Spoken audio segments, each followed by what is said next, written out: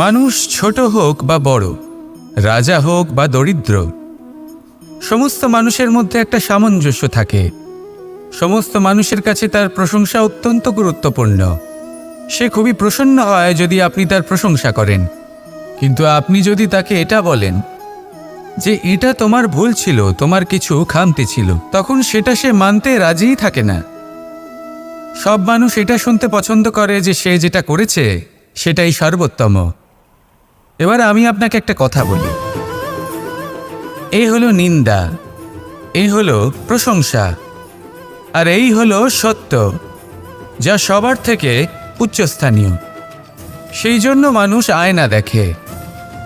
আয়না তাকে তার সৌন্দর্য দেখায় না, তাকে দেখায় যা সত্য, যাতে মানুষ আরও সুন্দর হওয়ার চেষ্টা করতে থাকে। তাই আয়না অত্যন্ত গুরুত্বপূর্ণ সত্যকে জানার জন্য। জীবনে নিন্দুকের মাহাত্ম্য প্রশংসকের মাহাত্ম্যের থেকে অনেক বেশি। কেন? কারণ তারা আপনাকে আপনার খামতি দেখায়, আপনার ভুলগুলো বুঝিয়ে দেয়, আপনাকে একটা সুযোগ দেয় নিজেকে শুধরে নিতে, নিজেকে আরও শ্রেষ্ঠ করে তুলতে, যা প্রশংসক করতে পারে না।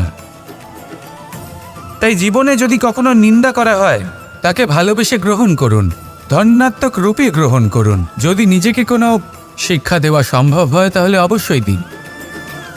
দেখবেন মন প্রসন্ন হয়ে বলবে, রাধা রাধা। জীবনে কখনো সাফল্য আসে, আবার কখনো অসফলতা, কখনো আশা পাওয়া যায়, কখনো নিরাশা, কখনো জয় লাভ করি, আবার কখনো পরাজয়। এর পেছনের কারণটা জানা অত্যন্ত প্রয়োজনীয়। যদি আমি পরাজয়ের কথা বলি, যখনই আমরা পরাজয় লাভ করি আমরা ভাবতে থাকি যে এমন কেন হলো? আমাদের শত্রু কি বেশি শক্তিশালী ছিল, নাকি আমাদের নীতিতে কোনো খামতি ছিল? এই সমস্ত কারণের পেছনে খুব বড় একটা কারণ থাকে, আর সেই কারণ আমাদের অন্তরে সুপ্ত থাকে। ধরে নিন একটা পথ, তাতে আপনি চলছেন, সেই পথ কাঁটায় পরিপূর্ণ, কিন্তু আপনি পাদুকা পরে রয়েছেন আর আপনি হেঁটে সামনে এগিয়ে যান। এবার এমন একটা পথ এলো যা পুষ্পে ঢাকা, আর আপনি পাদুকা পরে রয়েছেন, কিন্তু আপনার পাদুকাতে একটা পাথর আটকে গেল। তখন দু পা হাঁটাও খুব কঠিন হয়ে পড়ে। এই সংসারের যে কোনো শক্তি আপনাকে পরাস্ত করার পূর্বে আপনি জানেন কে আপনাকে পরাস্ত করতে পারে? আপনার অন্তরের দুর্বলতা, আপনার অন্তরের সেই সুপ্ত শত্রু। আর সেই জন্য ইতিবাচক মনোভাব গুরুত্বপূর্ণ হয়ে পড়ে। ভালো মানুষদের সাথে থাকুন, সৎসঙ্গে থাকুন, বন্ধুত্ব করুন, ভালোবাসুন। এই ভালোবাসা এত শক্তিশালী এক অস্ত্র যাকে ব্রহ্মাস্ত্রও পরাস্ত করতে পারে না। এই সমস্যারূপী পাথর কিছুই নয়। আসুন আমার সাথে ভালোবেসে বলুন, রাধা রাধা। মানুষের দুটো রূপ রয়েছে। এক, আমাদের এই মুখ, যা শুধুই চোখে দেখা যায়, আর দ্বিতীয় আমাদের এই মন, যা শুধুমাত্র অন্তরাত্মা দ্বারা দেখা যায়। এবার আমাদের এই মুখ, তা ঈশ্বর সকলকেই আগে থেকেই প্রদান করেছেন, কিন্তু এই মন কেমন হবে তা আমাদের জীবনের অনুভূতি এবং আমাদের জীবনের লক্ষ্য এগুলি সুনিশ্চিত করে। অর্থাৎ নেত্র দিয়ে দেখা যায় আমাদের এই মুখ, তা শুধুই এই কারণে প্রয়োজন যাতে সংসার আমাদের দেখতে পায়, আমাদের চিনতে পারে। কিন্তু যদি এই সংসারে আপনি প্রকৃত অর্থে মান সম্মান লাভ করতে চান, তাহলে নিজের অন্তরাত্মাকে আপনাকে বিকশিত করতেই হবে। দেখুন, কথায় আছে এই যে অসুর, তা শারীরিকভাবে উপস্থিত নয়, তা মনের মধ্যে থাকে। যদি এই মন থেকে অসুরকে বের করে দেওয়া যায়, তাহলে শরীরে তা উপস্থিত থাকবেই না। তাই মনকে শুদ্ধ করুন আর আমার সাথে ভালোবেসে বলুন, রাধা রাধা। মানুষ যখনই একে অপরের সামনে নিজেদের হৃদয়ের ভাবনা প্রকাশ করে, তখন এক অত্যন্ত প্রভাবশালী মাধ্যম তারা ব্যবহার করে, যাকে ভাষা বলা হয়। এবার আমি দেখেছি যে একজন মানুষ অনেকগুলো ভাষাতেই নিপুণ। আমি এটাও দেখেছি যে মানুষ অনেকগুলো ভাষায় কথা বলে, কখনো কখনো অনেক ভাষা মিলিত করে তার প্রয়োগ করে, উচিত প্রকারে তাকে ব্যবহার করে না, না সেটাকে সম্মান করে, আর না ভাষাকে শুদ্ধ রাখে। আর এটা হলো অনুচিত। যদি ভাষাকে শুদ্ধ রাখেন তাহলে ভাষা আপনার চরিত্রকে শুদ্ধ রাখবে, তা আপনার একাগ্রতা বাড়িয়ে তুলবে।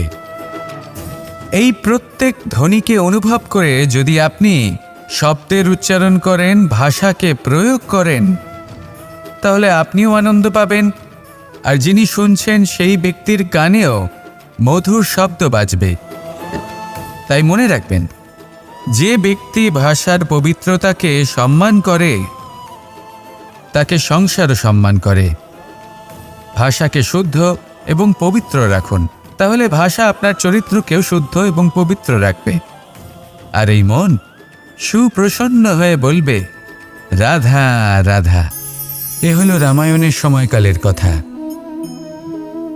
সেতু নির্মাণ করার কাজ চলছিল। সমস্ত বানর সেনা এই কাজে নিযুক্ত হয়েছিলেন। বড় বড় পাথর তুলে নিয়ে এই বানর সেনা সমুদ্রে ফেলছিলেন। এই কাজ চলছিল। এমন সময় ছোট্ট একটা কাঠবিড়ালি এলো। ছোট ছোট মাটির ডেলা হাতে নিয়ে সাগরের কাছে যাচ্ছিল আর বড় বড় পাথরের পাশে রেখে দিচ্ছিল। যথাসম্ভব সেখানে রেখে আসছিল। সারা দিন ধরে সে এই পরিশ্রম করেই যাচ্ছিল। এবার শ্রীরাম তার এই কাজ দেখতে পেলেন। সেই ছোট্ট কাঠবিড়ালিটিকে নিজের হাতে তুলে নিলেন এবং অত্যন্ত ভালোবেসে তার পিঠে হাত বুলিয়ে দিলেন। কথায় আছে যে কাঠবিড়ালির পিঠে যে দাগ আছে, সেই 3টি দাগ এসেছে শ্রীরামচন্দ্রের 3 আঙুলের থেকে। যে কাজ আপনি করছেন তাতে সমস্ত শক্তি প্রয়োগ করুন। যতটা আপনার সামর্থ্য রয়েছে, যতটা আপনার প্রতিভা রয়েছে, সম্পূর্ণভাবে উৎসর্গ করে দিন। ঠিক এমনভাবে কর্ম করুন। সেই কাঠবিড়ালি কিন্তু তাই করেছিল। সেই জন্য শ্রীরামের সাথে সেও সেই কাহিনীতে অমর হয়ে গেছিল। সম্পূর্ণ শক্তি প্রয়োগ করুন, সম্পূর্ণ সামর্থ্যের সাথে কর্ম করুন, কারণ এটাই হলো শ্রেষ্ঠ পথ কোনো কর্ম করার। আসুন আমার সাথে ভালোবেসে বলুন, রাধা রাধা। এই সংসারে যখন সাফল্যের পথে আপনি অগ্রসর হবেন, তখন আপনার পরিশ্রম, একাগ্রতা, সাহসের সাথে সাথে সমাজের মানসিকতাও সহ্য করতে হবে। প্রত্যেক ব্যক্তি কিছু না কিছু ভাবেন, কিছু না কিছু বলেন। কিছু মানুষ এমন আছেন যারা ভাববেন যে আপনি কিছুই করতে পারবেন না। তারা আপনার নিন্দা করবেন, আর এই নিন্দার কথা ভেবেই আমরা ভয়ভীত হয়ে পড়ি। সেই কারণে নিজেদের আশা, নিজেদের বিশ্বাস হারিয়ে ফেলি। এবার যদি সেই নিন্দার ভয়ে আমরা লক্ষ্যচ্যুত হই, তাহলে সেটা অনুচিত। সেই জন্য জীবনে শুধু পরিশ্রম করতে থাকুন, সামনে এগোতে থাকুন। যেই দিন আপনি আপনার লক্ষ্য লাভ করবেন, সেই প্রত্যেক ব্যক্তি যারা নিন্দা করছিলেন তাদের দৃষ্টি আপনা থেকেই পাল্টে যাবে, ঠিক কিনা? এই সংসারকে যা প্রাণ চায় তাই বলতে দিন। যদি আপনি কারোর কথা শুনতে চান, তাহলে নিজের অন্তরের কথা শুনুন। সেটাই আপনাকে উচিত পথে নিয়ে যাবে। সামনে অগ্রসর হতে থাকুন, পরিশ্রম করুন। এমন একটা দিন আসবে যেদিন এই নিন্দুক ব্যক্তিরা আপনার লক্ষ্যপ্রাপ্তির উদাহরণ সবাইকে দেবে। আসুন আমার সাথে ভালোবেসে বলুন, রাধা রাধা। মানুষ সুখী জীবনযাপনের প্রতি এতটাই অভ্যস্ত হয়ে পড়ে যে একটা ছোট্ট সমস্যা এলেই সে সবার থেকে সাহায্য চাইতে শুরু করে দেয়। সে সাহায্য লাভও করে এবং সেই সংকট থেকে সে বেরিয়েও আসে। কিন্তু এই সাহায্য কিছু মুহূর্তের, আর কিছু মুহূর্তের হলো এই দুঃখ। এই 2 মুহূর্তের সাহায্যের জন্য আজীবন আপনি তার কাছে ঋণী হয়ে থাকেন।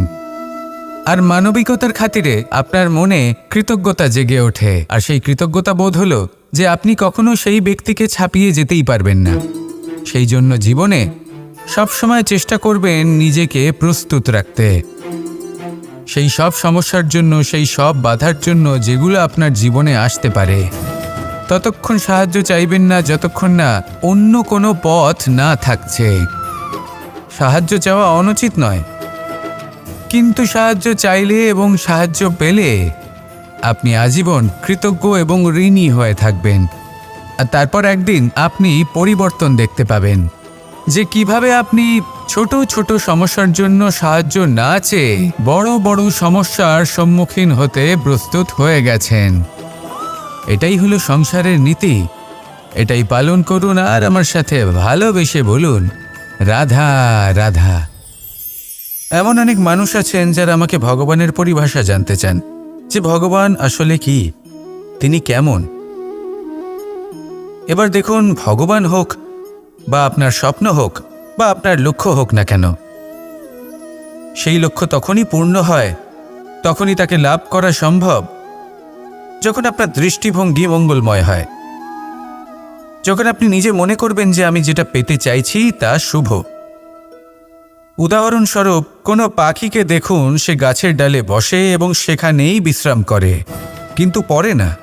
কেন? কারণ ওর বিশ্বাস যে যে শাখার ওপরে ও বসে আছে সেটাই হলো ওর বাসস্থান। যদি আপনি বিশ্বাস করেন তাহলে আপনি পাথরের মধ্যেও ভগবান দর্শন করতে পারবেন। আর যদি বিশ্বাস না থাকে, তাহলে যদি ভগবান সামনে দাঁড়িয়েও থাকে তবেও আপনার বিশ্বাস হবে না। তাই বিশ্বাস করতে শিখুন। এই বিশ্বাসের আধারেই আপনি সেই সব কিছু পাবেন যা আপনি পেতে চাইছেন। আসুন আমার সাথে ভালোবেসে বলুন, রাধা রাধা। গুরু, যিনি পথ দেখান, আমাদের জীবনে অত্যন্ত গুরুত্বপূর্ণ, অত্যন্ত আবশ্যক।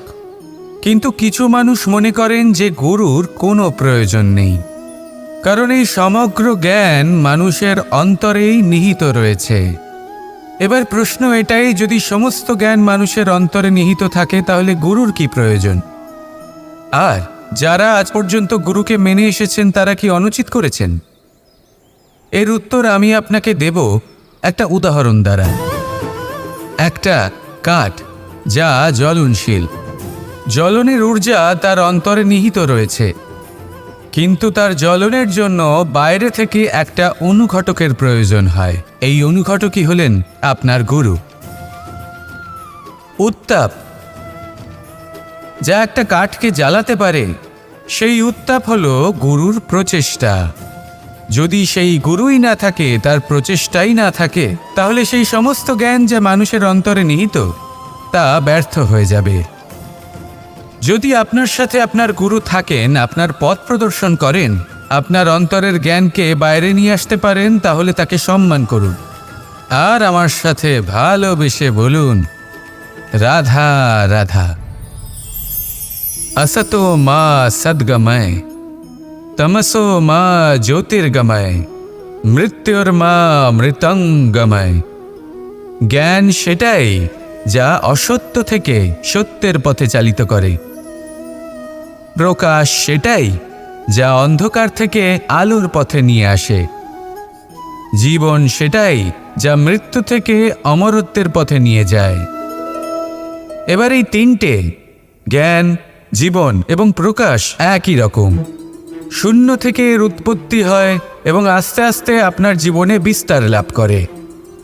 এবার আমরা এটাই ভাবি যে কেমন করে এই তিনটিকে আগলে রাখা যায়। এর উত্তর হলো, এদের আগলে রাখার প্রয়োজনই নেই, ভাগ করে দিতে হবে। কোনো বৃক্ষকেই দেখে নিন, একটি বৃক্ষ অনেক বছর ধরে বেঁচে থাকে। কেন? কারণ সে ভাগ করে দিতে জানে।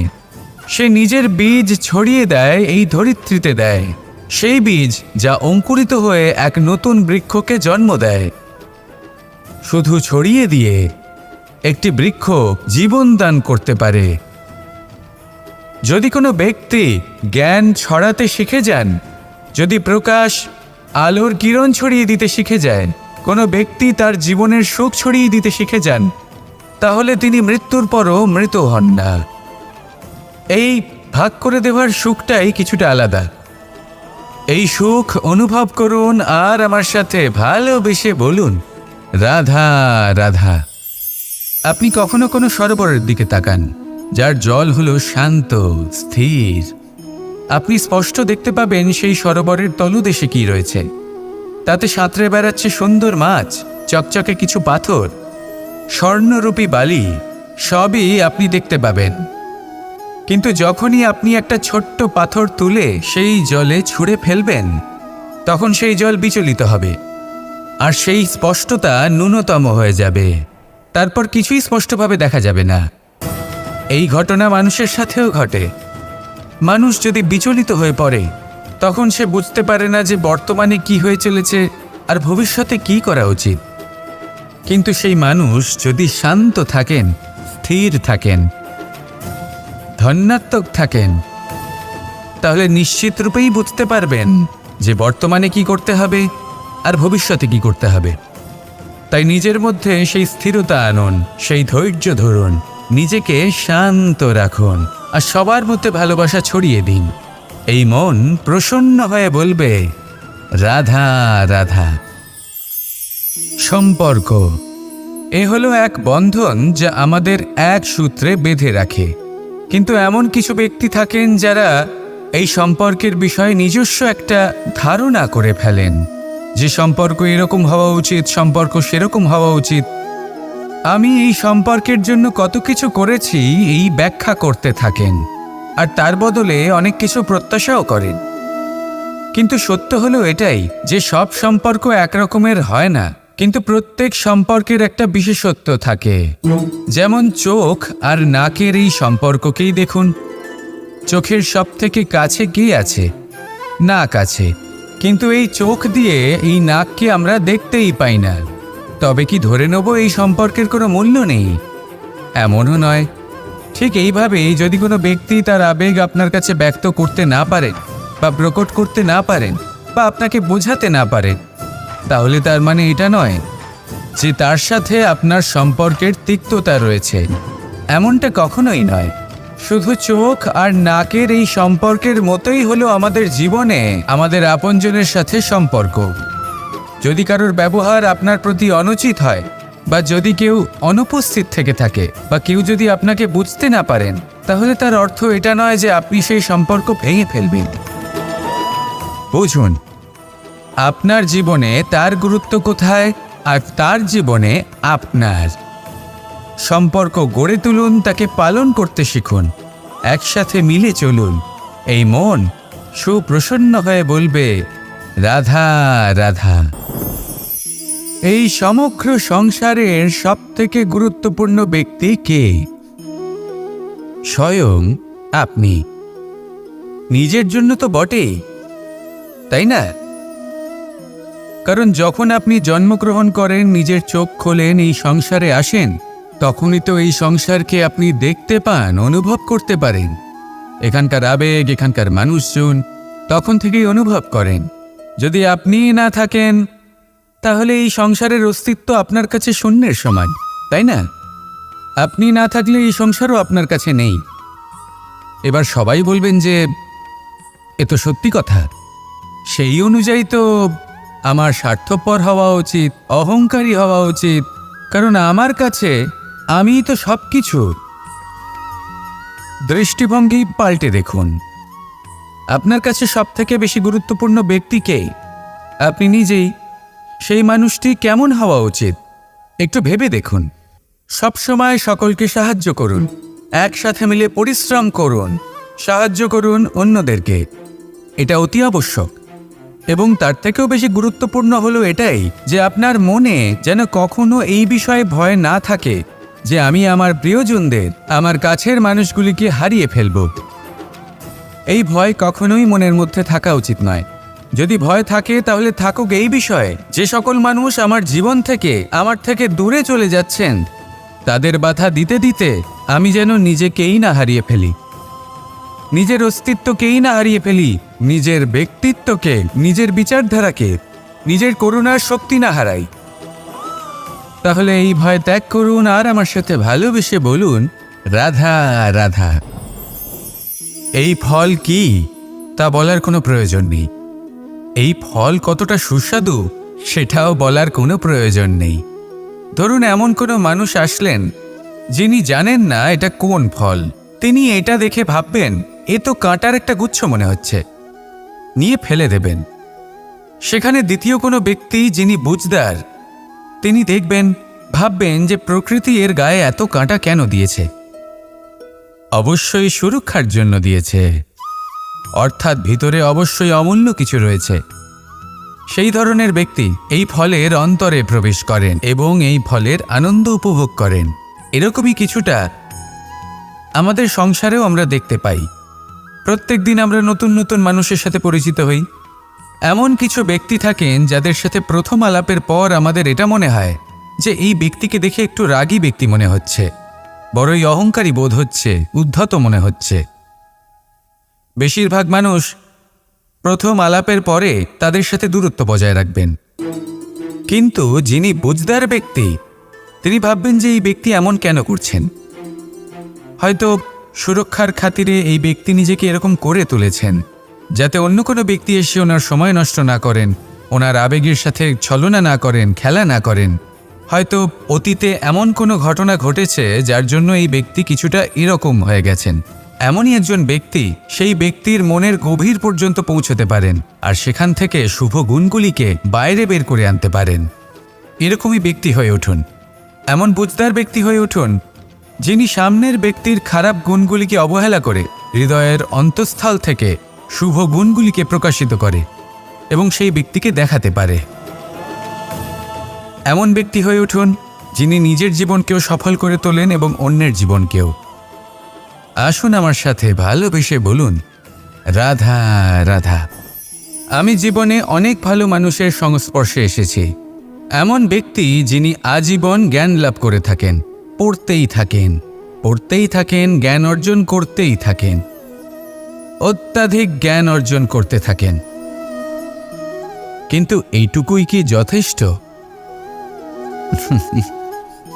ধরে নিন কোনো ব্যক্তি শিল্পকলার বিষয়ে অনেক বই পড়ে ফেলেছেন, কিন্তু কখনো শিল্পকর্মই করেননি। তাহলে সেই জ্ঞানের কি লাভ? কোনো লাভ নেই। এবার এটাই আমাদের জীবনে শেখা প্রয়োজন। আমরা জ্ঞান অর্জন করি কিন্তু তা যাপন করি না, তা কর্মজীবনে প্রয়োগ করি না। তাহলে এতে কি লাভ হবে? জ্ঞান আছেই সেই জন্য যাতে আমরা জীবনকে আরও শ্রেষ্ঠ করে তোলার জন্য তাকে প্রয়োগ করি। এই জ্ঞান এবং কর্মের একসাথে পথ চলাটাই আবশ্যক। তবেই এই জ্ঞান অভিজ্ঞতায় পরিণত হবে। আর অভিজ্ঞতা দ্বারা যে জ্ঞান লাভ হয় সেটাই সবথেকে বেশি গুরুত্বপূর্ণ, সেটাই হলো সবথেকে বেশি লাভদায়ক। সেই জন্য শুধু জ্ঞান অর্জন করবেন না, তাকে প্রয়োগ করুন, তাকে কর্মজীবনে প্রয়োগ করুন, জীবনকে আরও শ্রেষ্ঠ করে তুলুন। আর আমার সাথে ভালোবেসে বলুন, রাধা রাধা।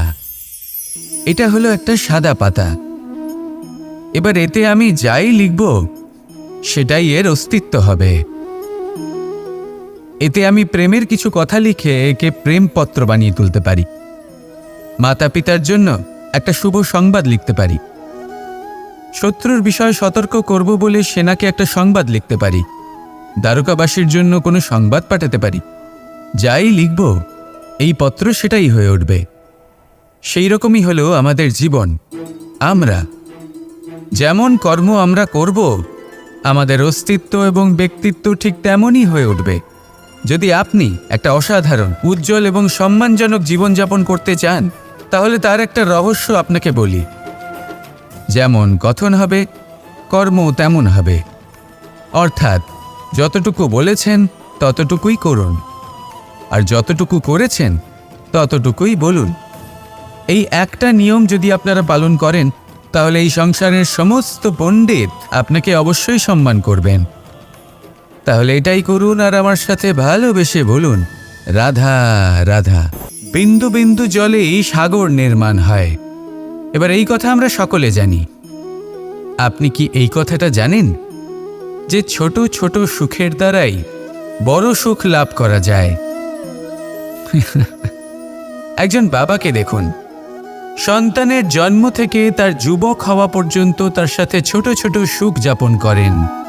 এই ছোট ছোট সুখগুলি তাদের প্রেমের সম্পর্কে গভীরতা নিয়ে আসে এবং প্রেমের এই গভীরতা তাদের জীবনে বড় সুখ নিয়ে আসে। এটা ঠিক সেই রকম যেরকম বিশাল এক সমুদ্রে, গভীর এক সমুদ্রে অমূল্য রত্ন খুঁজে পাওয়া যায়। এটাও ঠিক সেই রকমই। সেই জন্য জীবনে বড় বড় সুখের খোঁজ করতে গিয়ে সময় নষ্ট করবেন না। এই যে ছোট ছোট সুখ আছে, এগুলোকে যাপন করা শুরু করুন। এগুলোর আনন্দ লাভ করুন, এগুলো নিয়ে উৎসব পালন করুন, প্রেমের গভীরতা বুঝুন আর এই গভীর প্রেমে মন নিমজ্জিত করুন। তারপরে দেখুন এই মন আর এই জীবন সুপ্রসন্ন হয়ে বলবে, রাধা রাধা। মানুষের জন্ম কখনো তার ভবিষ্যৎ নির্ধারণ করতে পারে না।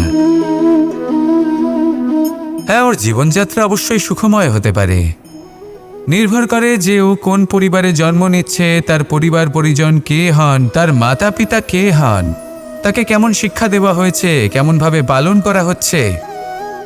সে কিন্তু কুপাত্রও হতে পারে, আবার সুপাত্রও হতে পারে। কিন্তু সে চলে যাওয়ার পর এই সংসার তাকে মনে রাখবে নাকি না, আর যদি মনেও রাখে তাহলে কিভাবে মনে রাখবে, সেটা নির্ভর করছে তার কর্ম এবং তার নির্বাচনের উপর। ঠিক যেমন বর্ষার এই জলের ফোঁটা যখন মেঘ থেকে ঝরে পড়ে, তখন তার এই নির্বাচন হলো গুরুত্বপূর্ণ, কারণ তার নির্বাচন তার উপর নির্ভর করছে তার ভবিষ্যৎ কেমন হবে। ঝিনুকের মুখে পড়লে মুক্ত হয়ে ওঠে, সাপের মুখে পড়লে বিষ, আর যদি কোনো পাতায় পড়ে তাহলে শিশিরে পরিণত হয়। তাহলে কর্ম এবং নির্বাচন দুটি জীবনে গুরুত্বপূর্ণ। এদের বিষয় বিশেষ যত্ন নেবেন এবং আমার সাথে ভালোবেসে বলবেন, রাধা রাধা। আমাদের সকলের কাছে বৃক্ষ অত্যন্ত প্রিয়। আমরা সর্বদাই চাই এই বৃক্ষ যেন সবুজ থাকে, ফুলে ফলে ভরে থাকে, আমাদের ছায়া প্রদান করে, তা যেন সুস্থ থাকে, আমাদের ফল প্রদান করে।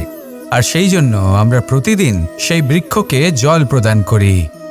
কিন্তু কখনো ভেবে দেখেছেন যে জল তো আমরা বৃক্ষের গোড়ায় দিই, তারপরেও এই জল সেই বৃক্ষের প্রত্যেকটি পাতায় ঠিক পৌঁছে যায়? এটা কিভাবে সম্ভব? কিছুটা এরকমই হলো আমাদের কর্ম। যদি এই পৃথিবীতে থেকে শুদ্ধ মনে সৎকর্ম করেন, এই কর্ম সোজা ঈশ্বরের কাছে গিয়ে পৌঁছয়। যদি শ্রদ্ধাভাব নিয়ে সমর্পিত হয়ে শুদ্ধ চিত্তে আপনি কাউকে সেবা করেন, তা সে মাতা পিতাই হোক, পরিবার হোক, গুরু হোক, পশুপক্ষী হোক বা সমাজ হোক, তাহলে সেটা সোজা ঈশ্বরের চরণে সমর্পিত হয়। সবসময় শুদ্ধ চিত্তে সমর্পিত হয়ে এবং মনে শ্রদ্ধা ভাব নিয়ে কর্ম করুন। ঈশ্বর নিজে থেকেই এর ফল আপনাকে প্রদান করবেন।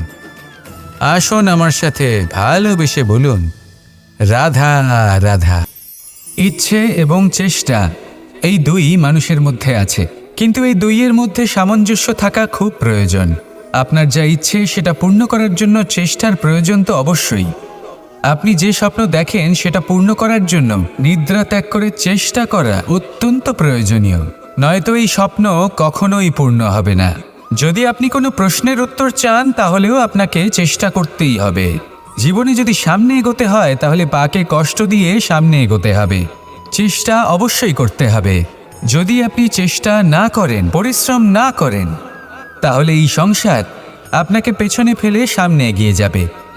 নিজের ইচ্ছেগুলিকে মন থেকে বাস্তবে আনুন আর চেষ্টার দ্বারা তাকে সার্থক করুন। এই মন প্রসন্ন হয়ে বলবে, রাধা রাধা।